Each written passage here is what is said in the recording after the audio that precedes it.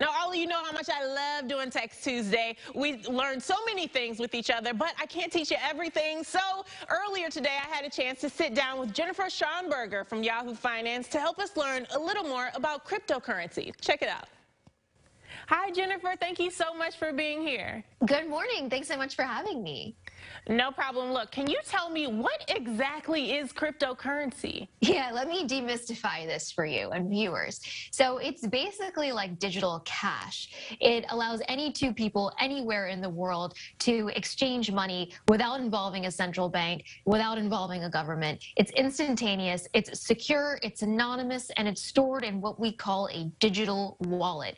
Now, there are thousands of cryptocurrencies. The biggest one is Bitcoin, and the second largest is called Ethereum.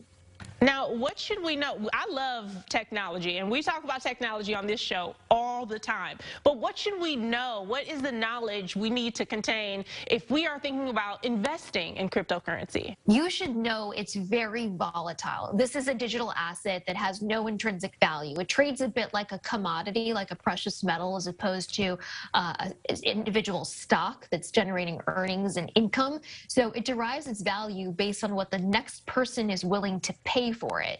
Now, what's that rooted in? Well, it could be how many people are actually expected to use this currency, as well as supply and demand.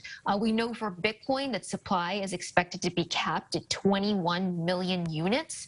So if you've got high demand and you've got a cap on supply, then that should thrust the value higher. A lot of folks refer to Bitcoin as digital gold. It's been used as a hedge against inflation. Though when you look at how Bitcoin has traded, it is typically sold off when other markets have sold off as well. So it hasn't really held up as a safe haven.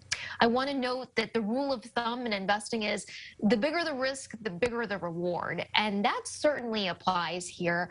Bitcoin bulls like investor Kathy Wood expect that Bitcoin will soar to 500,000 in the next 5 years. So folks who are considering investing in this should view it as a speculative emerging asset class, one that could be classified as an emerging technology that's not all that dissimilar to the internet back in the 1990s. Now, some of us can get a little overwhelmed when we start talking about cryptocurrency and how we can invest in and make it grow and work for us. What are some of the terms or like the crypto language that we can break down for people out there so that they don't become too overwhelmed? Yeah, there is a lot of jargon to bone up on. So one term that folks should be familiar with is blockchain, and that's basically the underlying technology that powers Bitcoin and a lot of these other cryptocurrencies. And that is basically a digital ledger that contains thousands of digital transactions. So literally think of block upon block, and within each block contained is thousands of different digital transactions. To put that into greater perspective, in accounting, we have ledgers where we will notate what our revenues are, what our expenses are, how much we paid for equipment, how much we paid for salaries. So think about the same thing, translate that over in a digital format, and you'll begin to understand at its most simplistic level what the blockchain is.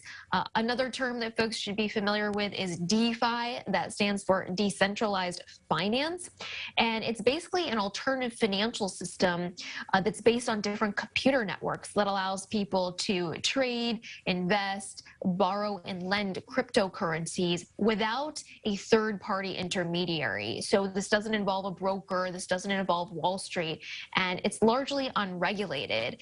And as you mentioned, it's really important for folks to educate themselves, and we at Yahoo Finance offer investing insights into cryptocurrencies. In fact, we've got a special conference coming up on Monday, October 25th. It's called the All Markets Summit, The Path Forward, and we're bringing together some of the biggest names in finance, from Citigroup CEO Jan Frazier to SEC Chair Gary Gensler, to talk about investing as well as cryptocurrencies. So that would be a great place for folks to learn more. Absolutely. I think the more we talk about it and the more, jargon that we can understand and the knowledge that we can obtain, the more comfortable everyone will become with cryptocurrency. Jennifer, thank you so much for being here. We really appreciate it. Thanks so much, Ashley. Appreciate it.